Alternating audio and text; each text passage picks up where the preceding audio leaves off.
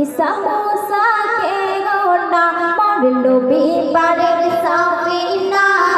ঈসা মুসা কে গোনা মরলো বিপারের সাফিনা ঈসা মুসা কে গোনা খোদার ভাবনা নবীর সূচনা খোদার ভাবনা নবীর সূচনা করিল বর্ণনা মোর নবীর নূরেতে সৃষ্টি এই সারা জামানা গো মোর নবী পারের সাফিনা ঈসা মুসা কে গোনা মোর নবী পারের সাফিনা ঈসা মুসা কে গোনা। তারপর শুনবে খোদা সৃষ্টি করে যবে আদম হাওয়া আদম বলে খোদা ভুলে খেও না গন্ধ বলে শুনে আদম হাওয়া আদম এই ফল খেলে জান্নাতে রহিবে হরদম। আর তখন ইবলিসের ধোঁকা আদম হলো বোকা ইবলিসের ধোঁকা আদম হলো বোকা খেয়ে সে গন্ধ বিতাড়িত হয়ে পেল ক্ষমা ওসিলাই মুস্তাফা যখন গো মোর নবী পারের সাফিনা ঈসা মুসা কে গোনা মোর নবী পারের সাফিনা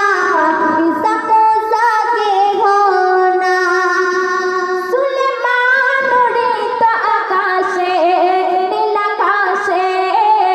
মুসার লাঠি তোফান করে সাগরকে মোর নবীর মুজিজা অনন্য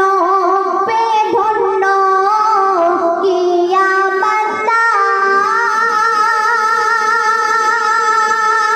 কোরআন উম্মতের জন্য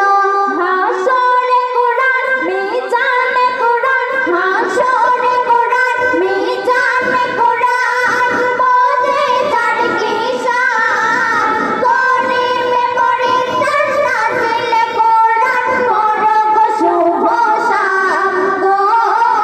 মোর নবী পারের সাফিনা ঈসা মুসা কে গোনা মোর নবী পারের সাফিনা ঈসা মুসা কে গোনা